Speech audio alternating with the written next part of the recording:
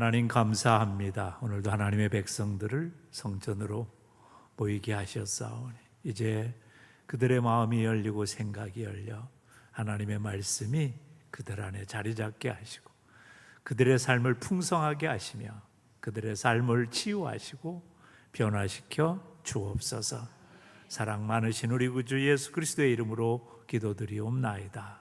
아멘. 여러분은 교회가 무엇이라고 생각하십니까? 영국에서 사람들을 대상으로 종교의식을 조사하는 가운데 이런 문항이 있었다고 그래요. 당신은 어떤 교회를 원하십니까? 어떤 대답이 나왔을 것 같아요? 성령이 충만한 교회, 사랑이 넘치는 교회. 근데 뜻밖에도 너무 많은 대답 중에 하나가 이거였다는가. 빨간 벽돌의 교회를 원합니다. 영국이 전통적으로 오래된 동네고 그러다 보니까 어렸을 때 자란 교회들이 되게 빨간 벽돌이었던 것 같아요. 가끔 보면 우리가 교회를 다니지만 교회에 대한 이해가 전혀 성경적이지 않은 그런 경우가 우리 안에 많이 있습니다. 교회는 결코 건물이 아니고 빌딩이 아니라는 사실을 강조하지만 우리는 그럼에도 불구하고 늘 교회를 그저 건물로 인식하고 살아갈 때가 많습니다. 그럼 교회란 뭘까요?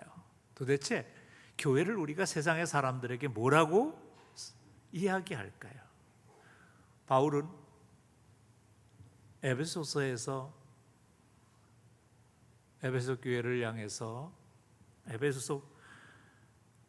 향해서 편지를 로마 감옥에서 쓰고 있습니다. 그래서 에베소서, 빌립보서, 골로새서를 감옥에서 썼다 그래서 감옥에서 썼다 서신이라고 부릅니다. 감옥에서 쓴 편지. 그런데 당시는 로마가 세상을 지배하고 있던 시기고 교회는 이 로마 정부의 핍박을 받고 있던 것입니다.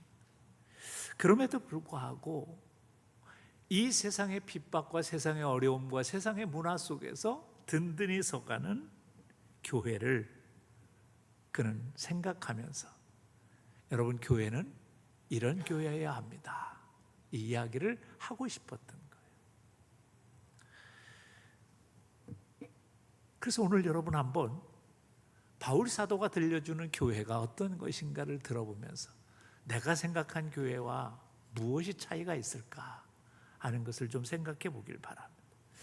첫째로 오늘 19절에서 사도 바울은 이렇게 시작합니다. 그러므로 이제부터 너희는 외인도 아니요 나그네도 아니요 오직 성도들과 동일한 시민이다, 그렇게 말해요. 외인이 아니라는 건 뭐예요? 우리가 다른 사람, 바깥의 사람이 아니라는 거예요. 나그네란 뭐예요? 이방인을 뜻하지요. 유랑자를 뜻합니다. 우리가 과거에는 그랬다는 거예요. 하나님과는 무관한 사람이었어. 근데 이제 예수를 구주로 영접하면서 우리가 뭐예요? 하나님의 자녀가 돼서 하나님의 백성이 됐어요. 이제 그렇기 때문에 우린 누구냐? 하나님의 나라의 시민이라는 거예요. 이게 뭘 그렇게 중요해요? 여러분은 이렇게 외국에 나가서 살아본 적이 없는 분은 이걸 잘 경험을 하지 못합니다. 우리나라 사람들도 지금 외국에 많이 나가서 살아가지만 그 나라의 영주권이나 시민권을 받지 못하고 살아가는 사람들이 많습니다. 그런 사람들은 불안합니다. 삶이. 왜냐하면 많은 것에 제약이 있기 때문에 그렇습니다. 우리나라에도 수많은 외국인들이 들어와서 살고 있습니다. 여러분은 느끼지 못하는 불안이 그들에게는 있습니다. 언젠가 내가 직장에서 불화가 일어나고 내가 임금을 받지 못하고 외국에 쫓겨나갈 수 있다, 자기 나라로 쫓겨나갈 수가 있다라는 불안이 그들 속에 있습니다. 시민이 아니면 얼마나 불안한가를 우리가 잘 체험하지 못해서 그렇지 아마 그들은 굉장히 느끼고 있을 겁니다. 요즘에 미국에 트럼프라는 대통령 갑자기 생각이 안 나요. 대통령이 트럼프. 트럼프 하도 맨날 듣던 이름이라. 근데 트럼프가요 요새 불법 이민자를 추방합니다. 그래서 지금 LA에 난리가 났어요. 우리나라 사람들이 그동안에 살다가 쫓겨나가는 경우가 너무 많아요. 근데 그러다 보니까 이 악덕 고용주들이 뭐 하냐면 월급도 제대로 안 주고, 그리고 수틀리게 뭐 항의하면 너 신고한다, 이래서 많은 고생 끝에 살아가고 있습니다. 그러다가 그 사람들이 영주권을 받기라도 하면 얼마나 그들에겐 행복한 건지 몰라요. 그래서 잔치를 하고 많은 사람을 초청하기도 합니다. 근데 이 시민권이 된다는 건 굉장히 중요한 거예요.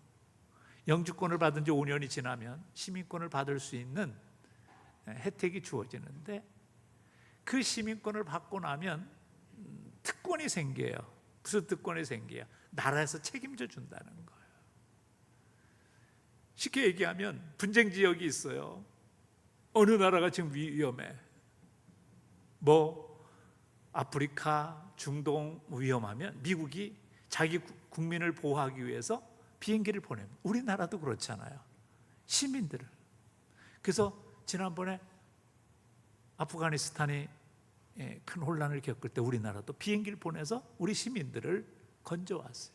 돈을 아무리 써도 아깝지 않은 거예요. 시민은 그런 거예요. 그런데 하나님의 나라의 시민은 어떤 거냐? 하나님이 우리 인생을 책임져 주시는 거예요. 그래서 우리가 교회 일원이요 하나님의 자녀가 됐고 하나님 나라의 시민이 됐다는 것은 대단한 거예요. 이제 하나님이 내가 어떤 아골골짝에 있고 빈들에 있고 고통 속에 있어도 하나님이 내 생명을 책임져 주시고 우리를 어디로 초청하신다? 천국으로 초청하신다.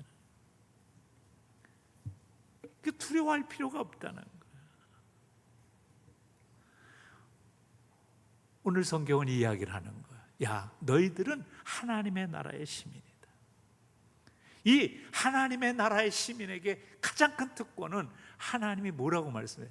내가 세상 끝날까지 너희와 항상 함께 있으리라. 우리를 보호하시고 우리를 축복하시고 우리 인도하시는 하나님의 사랑의 손길이 있다는 거예요. 이걸 믿는 것, 이게 교회의 일원이 되는 거예요.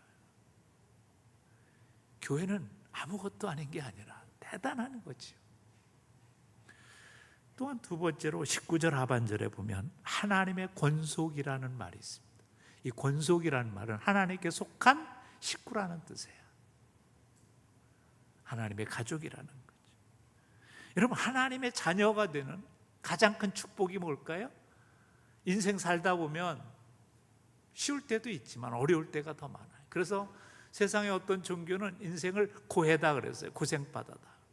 근데 우리 그리스도인에게 있어서 인생이 고생바다가 아니고 너희는 항상 기뻐하라, 다시 말하노니 기뻐하라 말할 수 있는 가장 큰 이유는 뭐냐면 내 소원과 내 아픔을 들어줄 아빠 아버지가 있다는 거예요.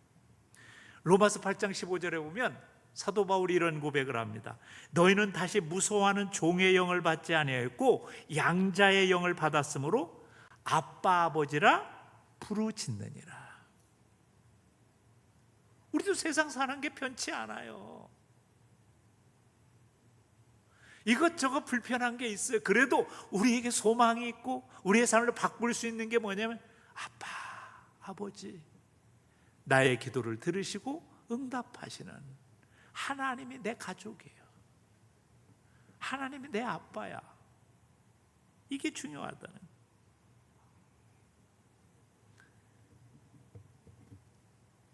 그리고 또 하나 중요한 게 뭐예요? 하나님의 것이 나의 것, 하나님의 유업을 선물로 받는다는 거예요. 그런 우리가 염려하고 걱정하고 근심하고 있다가도 아버지의 것이 다 나의 것인데 하나님, 내가 힘들고 어렵습니다, 나를 도와달라고 부르짖을 수 있는 이유가 뭐냐면 하나님이 나의 아버지가 되어주신다. 이게 얼마나 대단한 건지 몰라요. 여러분, 제가 가끔 보면요, 참 인색한 양반들도 자기 자녀한테는 그냥 퍼주고 또 퍼줘도 아깝지 않은가 봐. 뭐 결혼하는데 뭘 어떻게 해줬다는 둥 뭐 생각해 보세요. 그게 쉬운 게 아니에요. 왜 근데 해줘요? 내 가족이니까 해주는 거야. 이게 자식들 뭐 장가 보내서 집이라도 얻어줘 본 분은 이해가 된다고. 이게 자기가 자식 보내가지고 아깝지가 않아. 하나님이 우리를 가족으로 만들어 주신다는 그거예요. 하나님의 것을 우리에게 주시는 것을 아까워하지 않으신다. 그래서 하나님의 가족이라는 게 얼마나 큰 힘이 되는지 몰라요. 교회는 하나님의 가족이라는 게 그래서 큰 위력이 있는 거예요. 여러분 혹시 베너라는 영화 본 적이 있는지 모르겠어요. 그 베너에 보면 한 사람의 일대기가 나오죠. 로마 제국 시대에 유다의 귀족이었던 잘 사는 가문이었던 베너의 집안이 베너의 옛 친구인 메살라라는 아주 못된 친구의 그 공격을 받아서 노예의 집안으로 전락을 하게 됩니다. 시기와 질투겠죠. 그래서 노예로 팔려가서 이제 배를 젓는 노예가 됩니다. 그럼 평생 배를 젓다가 배가 침몰하면 거기서 같이 죽는 거예요. 발목에 쇠사슬이 묶여 있어서 배와 함께 죽어야 되는. 그런데 노예가 된 지 5년 후에 정말 함선에 함장이 있는 배가 침몰하게 됐어요. 베너가 그걸 함장을 그 거친 파도 속에서 건져내게 되고 그 함대 사령관의 양아들이 됩니다. 신분이 회복된 거예요. 노예로 죽을 수밖에 없던 존재가 이제 대로마 제국의 제독, 오늘날로 얘기하면 해군 제독의 아들이 된 거예요. 금유한양에서 고향으로 돌아와 자기의 원수를 갖고 자기의 가문을 다시 회복시킨다는 얘기예요. 하나님의 도와주심을 통해서, 하나님의 인도하심을 통해서. 우리가 세상에 살 때 마귀의 공격과 세상의 공격 앞에 무기력하게 넘어지고 쓰러질 수 있어요. 그러나 하나님의 가족은 뭐예요? 하나님이 나의 구원자시오, 나의 인도자시오, 나의 아버지 되시기 때문에 악한 사탄과의 싸움도 승리할 수 있고 하나님의 자녀된 권세를 누릴 수 있기 때문에 우리는 뭐예요? 축복의 백성이 된다는. 얼마 전에 중국의 선교사에게 들은 얘기예요. 요새 중국의 선교사들이 거의 다 쫓겨났습니다. 근데 아직도 활약하고 있는 몇몇 안 되는 선교사들이 있습니다. 근데 영아 회족자치구라는 곳에 있어요. 거기는 소수민족에 사는 그 회족들이 사는 이슬람교들이 사는 마을들로 가득 차 있는 곳이에요. 근데 그곳에 교회가 생겼어요. 그 교회가 생긴 아주 중요한 이유가 뭐냐면 선교사님이 선교지를 돌아다니다가 그 마을에 도착하게 됐는데 그곳에 몇몇 청년들이 알 수 없는 병에 걸려 있었어요. 근데 그들이 그 마을에서 사람들에게 찬밥이었어. 그러니까 어떻게 보면 평생에도 낫지 않을 불치의 병에 걸린 거예요. 이유를 알 수 없는. 근데 그들이 이 선교사님이 왔다는 얘기를 듣고 선교사님을 찾아왔어요. 한 명이 찾아오고 두 명이 찾아오고 그러다가 이 선교사님이 그 근처에 터전을 잡고 지내게 됐습니다. 근데 놀라운 일이 일어났어요. 함께 모여서 그들과 붙잡고 기도하기 시작했어요. 하나님 이들의 질병을 치유해달라고. 근데 놀랍게 한 명, 두 명, 세 명, 네 명 계속 그 불치의 병에 걸렸던 사람들이 회족들한테 무시당하고 가족들한테 멸시당했던 그들이 이 선교사님과 함께 지내면서 공동체 생활하면서 병이 치유되는 거예요. 그래서 회족마을에 유일하게 교회가 생겼어요. 많은 사람의 간증은 하나님의 역사는 이런 거예요. 교회는 이런 하나님의 기적과 역사가 경험되는 곳이에요. 왜? 하나님을 천지만물을 창조하신 하나님을 아버지라 부를 수 있는 것이기 때문에.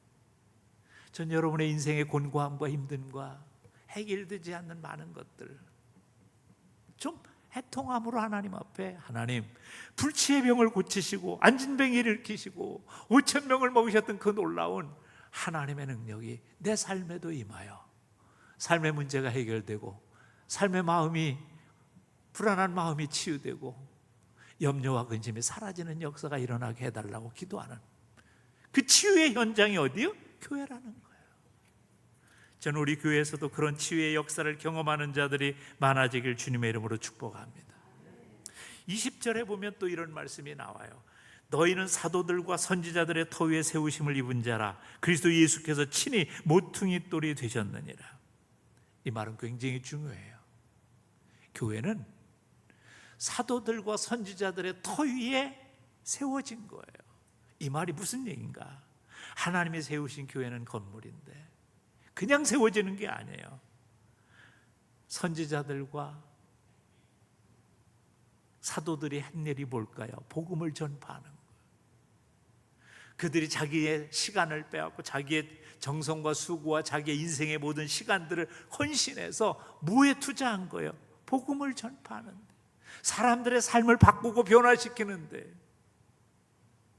교회는 그래서요, 그런 희생과 헌신이 있고 복음의 전파의 역사가 있는 곳에서 살아나는 거지, 희생이 없고 헌신이 없는 곳에서는 교회는 생성되지 않는 거예요. 그래서 저는요, 우리 성도님들이 정말 내가 교회의 일원이라면 꼭 해야 되는 일이 하나 있어요. 그게 뭐냐면 복음이 전파되는 터전 위에 있어야 되는 거예요. 내가 1년 동안 한 번도 복음을 전파해 보지 못했다, 그럼 그건 교회가 아닌 거예요. 이미 죽은 거예요. 내가 전도지 한 장, 내가 티슈 하나 정말 내 이웃에게 전달해보고 그런 희생과 헌신이 있을 때 그 속에서 교회가 싹 트는 거예요. 태국의 선교사를 만났어요. 평생 태국에서 헌신은, 태국 교회가 잘 안 된대요. 그래서 그가 연구를 해봤대. 안 되는 이유가 뭐냐? 한마디로 그는 이래요. 목사님, 태국엔 선교사의 희생과 헌신, 순교자가 없어요. 그래, 순교자가. 복음을 위해서 죽은 자가 없다는 거예요. 교회를 위해서 피 흘린 자가 없다는 거예요. 그러면 교회는 안 돼. 교회는 희생과 헌신을 먹고 자라는 거죠. 여러분, 한국교회가 그래도 오늘날까지 이렇게 발전할 수 있었던 것은 초대교회, 우리 초기에 기독교와 받은 박해와 고난과 역경이 있었어요. 제가 어렸을 때만 해도요, 술 먹은 남편한테 부직갱이로 맞고 머리구덩이 꼽히고 교회에서 잡혀가고, 그래도 끊임없이 교회 와서 기도하던 우리의 믿음의 선배들이 있었어요. 그게 무시하는 거예요. 그게 아니에요. 그들의 희생과 헌신, 그런 각오로 하나님을 섬겼던 그 헌신이 있기 때문에 그 위에 터전이 생겨요. 근데 왜 그래요? 그게 교회는 예수 그리스도가 기초가 돼요. 그리스도 예수께서 친히 모퉁이 돌이 되셨느니라. 교회의 주인이 예수님이라는 사실을 알고, 예수님이 나의 구원자이심을 알고, 내 삶을 바꿔줄 수 있는 유일하신 분이라는 사실을 알고, 그분이 길이요 진리요 생명이라는 사실을 알았기에, 그래서 교회는 예수 그리스도를 구원자로 구주로 모신 사람들이 모여서 함께하는 곳이에요. 그래서 21절에 이런 말이 있어요. 그의 안에서 건물받아 서로 연결하여 주 안에 성전이 되어간다. 성전은 어떻게 되는 거냐면 그런 믿는 사람들이 하나하나 모여서 만든 공동체예요. 그게 교회인 거예요. 난 예수님이 내 인생의 주인입니다, 이렇게 고백한 사람들이 하나 둘 셋 넷 다섯 모인 곳이 교회인 거예요. 그래서 교회는요, 그런 한 사람 한 사람이 자기의 역할과 자기의 사명을 감당할 때 교회는 세워지는 거예요. 나 같은 것이 뭐 할 일이 있다고? 아니요. 전 지난번에, 여러분 지난주에 영상 보셨잖아요. 우리 작은 교회 가서 선교한 영상 중에 난 한 가지 인상이 깊은 게 뭐냐면, 그 교회 사모님이 그 얘기를 하는 거예요. 우리 한 청년이 아무도 안 보는데 교회 창문은 유리창을 닦고 있었다는 거예요. 여러분, 그거 뭐 대단한 일 아니에요. 그러나 그 교회의 유리창을 보고 아, 저기가 더럽구나, 저걸 좀 닦아야 되겠다는 마음을 가진 것, 이런 사람들이 모여야 교회는 아름다워지는 거예요. 여러분, 주방봉사자가 없으면 여러분이 어떻게 점심을 먹겠어요? 여러분 모르지만 주간마다 와서 화장실 청소하시는 분들이 있고요, 각 예배실을 청소하는 분들이 있고요. 그런 분들이 있기 때문에 여러분이 좋은 곳에 있는 거예요. 또 여러분이 함부로 버린 쓰레기를 분리수거하시는 그런 분들이 있어요. 그분들의 수고가 있기 때문에 교회가 깨끗해지는 거예요. 여러분이 버리고 간 박스, 그 밖에 여러 가지 많은 것들도 다 정리해서 그걸 배품 처리하고 그것까지는 하는 분들이 있는 거예요. 또 어떤 분들은 목장을 맡아가지고, 대부분의 사람들은 다 포기했지만 어떻게든지 그 목장 식구들 세워가지고 어떻게든지 신앙생활 해보려고 안 되는 것을 막 욕먹어가면서 힘들어하면서 그걸 하는 분들이 있기 때문에 교회가 세워지는 거예요. 남전도 예전들 만들고 다 뭐 그냥 안 모이는 걸 뭐 어떡하냐고 그렇게 하는 사람들이 있지만, 아니요, 그걸 어떻게든지 모이게 하려고 막 애쓰는 그런 사람들의 희생과 헌신이 있기 때문에 교회는 세워지는 거예요. 교회는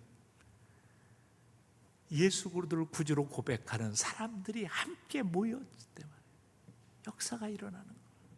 그게 교회가 되는 거죠. 근데 그런 사람들이 모여서 함께 할 때 그 속에 하나님의 역사가 일어나는 이유가 뭐예요? 성령님이 기뻐하시기 때문에 그래요. 22절에 보면 이런 말씀이 있어요. 너희도 성령 안에서 하나님의 거하실 처소가 되기 위하여 예수 안에서 함께 지어져 가느니라. 여러분, 우리의 수고와 정성이요, 누가 알아주지 않나, 내가 이렇게 고생하는데 아무도 안 보는데 주간에 내가 화장실 청소하고 내가 뭐하고 이거 하고 봉사하고 비전센터 청소하고 하는데 왜 알아주지 않나, 그러면 그 다음부터 시험에 들어요. 교회 일하면서 시험에 들어요. 그런데 성령님이 내 안에 있으면 뭐예요? 그냥 그게 기뻐요. 교회 유리창 하나 와서 닦는 게 기뻐요. 거미줄 있는 거 청소하는 게 기뻐요. 계단에 떨어진 오물 하나 주웠는 게 그게 기쁜 거예요. 그래서 교회는요, 하는 모든 것 중에 다 성령님이 사라지면 불평이 되고 원망이 돼요.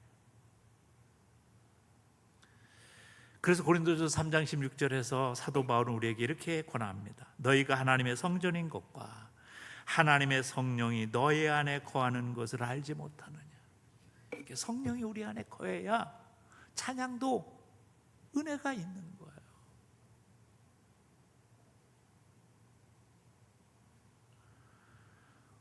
토미텐이라는 목사님이 이런 얘기를 했어요. 오늘날 교회가 능력을 잃어버린 건 성령님이 없이도 95%의 교회가 돌아가기 때문에 그렇다. 교회는 돌아갈 수 있어요. 예배도 그냥 들어갈 수 있어요. 그러나 성령님이 없으면 뭐가 있어요? 치유가 없어요. 성령님이 없으면 뭐예요? 감동이 없어요. 성령님이 없으면 뭐예요? 우리의 생각이 바뀌질 않아요. 그래서 성령님을 사모해야 돼. 그래서 우리가 어떤 일을 할 때 먼저 생각해야 되는 것이 있어요. 그게 뭐냐면, 이 일을 성령님이 기뻐하실까? 정말 성령님이 이 일을 좋아하실까를 생각만 한 번만이라도 하고 하면 달라져요. 제가 설교를 하면서도 가장 설교 시간 전에 하는 한 가지 일이 있어요. 그게 뭐냐면, 성령님이 내 마음을 주장하셔서 그 기도를 꼭 해요. 왜냐하면 내가 목소리로 사람들한테 말을 전달할 수 있지만 사람들이 그 말씀을 듣고 변화되고 새로워지고 역사하는 건 뭐냐? 성령님이 하시는 일이기 때문에. 그래서 교회는 가장 중요한 게 뭐예요? 성령의 역사가 없으면 교회는 아니에요. 아무리 화려한 건물이 있어도. 독일에 가면 제일 화려하고 큰 성당이 퀼른에 있어요. 그래서 사람들이 독일에 가면 그 퀼른 성당을 보는 걸 관광에 어떻게 뭐예요? 아주 목표로 삼습니다. 근데 그 성당이 유명한 건 873년도에 처음 세워졌대요. 가장 독일에서 멋지고 큰 성당을 만들겠다. 그래서 세워진 거예요. 동네 유지들이. 그런데 그게요, 1248년도에 불에 탔어요. 자존심이 완전히 상한 거예요. 그래가지고 그분들이 준비를 하기 시작해서 이거 우리는 어떻게든지 이걸 좀 져야 되겠다. 그래가지고요, 1510년부터 300년 동안 졌어요. 1880년에 겨우 그 성전을, 화려하고 멋있는 성전, 최고 독일에서 멋있는 성전을 지으면 자부심에 사람들이 야, 우리가 우리 동네에서 제일 멋진 거 줬다 그랬어요. 근데 2차 세계대전 때 연합군이 폭격으로 해가지고 다 타버렸어요. 이 자존심의 근간 퀼른 시민들이 또 성전을 짓기 시작했어요. 다시. 지금도 짓고 있어요. 그래서 독일에 가면요, 그 퀼른 성당 보는 게 사람들의 적이. 그래서 관광객들이 얼마나 많이 오는지, 입장료를 받아요. 그 입장료 수입이 얼마나 많은지 몰라요. 그런데 예배드리는 인원은 별로 없어요. 주일날 예배드리는 인원인 거예요. 아무리 화려하고 많은 사람이 관광지로 찾아도 그건 교회가 아니에요. 성령님의 역사가 없으면. 교회는 성령님의 역사가 있어요. 그래서 우리가 한번 말씀을 주목해 보세요. 여러분은 교회를 어떻게 생각했나? 정말 교회는 하나님의 나라라고 믿는가? 내가 하나님의 나라의 시민으로서 오늘 살아가고 있는가 한번 점검해. 나는 하나님의 가족이라. 그래서 내가 세상에 불만과 불평과 원망과 짜증이 많으면 나는 그게 아니야. 교회로 와. 그래서 하나님을 아버지, 내 인생이 이렇게 괴롭고 힘듭니다. 그렇게 문제를 해결할 수 있는 믿음이 내게 있는가? 그럼 내가 교회의 일원이에요. 내가 고통스럽고 어렵지만 내 위치에서 내가 사명 감당하고 성도들과 함께 있을 때 성경은 뭐라고 그랬어요? 두세 사람이 함께 모인 곳에 내가 너희와 함께 있겠다. 여러분, 우리가 두세 사람이 함께 모여서 있으면 그 안에 뭐예요? 성령님의 역사가 있다는 거예요. 하나님의 역사가 있다는 거예요. 여러분, 마음이 울적하고 마음이 힘들고 어려울 때 그냥 있지 마세요. 내 문제를 함께 나눌 수 있는 사람과 함께 기도를 시작하세요. 혼자 기도하는 것보다 두세 사람이 함께 기도할 때 놀라운 역사가 있다. 교회는 놀라운 비밀이 하나 있어요. 그게 뭐냐면 모닥불의 원리. 저희 집이 추석 때가 되면 가족이 모이면 고기를 구워 먹기로 결정을 했어요. 몇 년 전부터. 그래서 제가 이제 그럼 누가 해야 돼? 요즘 애들은요 힘든 거 안 하려고 그래요. 그래가지고 할 수 없이 숯불을 피는 거는, 고기 구워서 먹는 건 지들이 하지만 숯불 피는 건 나같이 사람이 해야 돼. 그래서 제가 숯불을 피다가 놀라운 원리를 발견했어요. 첫째는 뭐냐면요, 숯불을 가지고 토치 가지고 막 열심히 불을 하는데 잘 안 붙어요. 근데 제가 마트에 갔다가 귀한 걸 발견했어요. 번개탕 같은 걸. 나무 조각인데 그걸 거기다 넣고요, 토치로 그 불만 그것만 붙이면 나머지가 확 해서, 옛날에는 1시간 걸리던 게 이제 30분이면 해결이 돼요. 그러면 내가 귀한 걸 발견. 교회도 성령의 불쏘시개가 하는 사람이 필요하고. 여러분, 부흥회를 열심히 다녀본 사람들에 의하면 부흥 강사 분하고 대화를 해서, 옛날에 돌아가신 분인데 수천 교회를 다녔다고 본인이 주장하는 그분이 이런 얘기를 해요. 야, 어느 교회를 가든지 부흥하는 교회는 그 교회에 헌신하는 미랄이 하나 있더라. 불쏘시개가 필요한 거. 또 하나 중요한 게 있어요. 모닥불의 원리예요. 어떤 성도님이 교회를 잘 안 나와. 그래서 목사님이 신방을 갔대요. 가서 얘기를 했더니, 목사님, 저는요 예수님을 구주로 믿고요, 저는 하나님의 자녀인 것도 확신하고요, 근데 교회 가면요 꼴 보기 싫은 인간도 있고, 그래서 제가 교회는 안 가지만 저 신앙은 변함이 없습니다.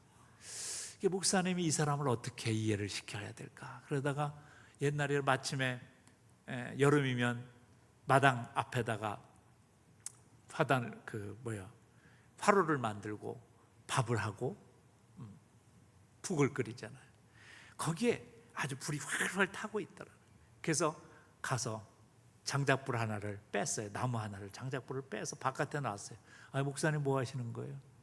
가만히 보라고. 불이 아궁이에 있을 때는 활활 타는 것 같지만 바깥에다 혼자 떼어놓으니까 처음에는 그것도 막 빨갛게 살아있는 것 같더니 점점 식어서 죽어가는 거예요. 그때 목사님이 이랬다는 거예요. 당신이 교회와 함께 있을 때는 저렇게 활활 신앙이 타는 것 같지만 당신이 혼자 떨어져 있으면 당신이 점점 식어져 죽은 불이 된다. 그 말씀에 깨닫고 그때부터 교회 생활을 잘했다는 얘기가 있습니다. 사랑하는 성도 여러분, 이제 말씀을 마치려고 합니다. 나는 교회가 무엇인가라고 생각해요. 교회가 얼마나 중요한가에 대한 생각을 내가 하고 있었는가 한번 생각해 보십시오. 어떤 분이 그런 얘기를 했습니다. 하나님을 아버지로 교회를 어머니로 받드는 사람의 신앙만이 진짜 신앙이다. 그렇다고 한다면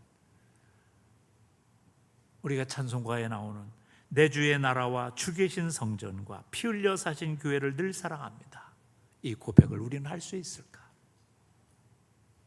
여러분이 교회를 바로 한다면 교회는 여러분의 울타리요, 여러분의 축복이요, 여러분이 치유하는 현장이요, 여러분의 삶을 회복시키는 놀라운 삶의 터전이라는 사실을 깨닫고 교회 안에서 힘을 얻고 교회 안에서 성령으로 충만하여 사는 복 있는 성도들이 되시길 주님의 이름으로 축복합니다. 기도드립시다. 하나님 감사합니다.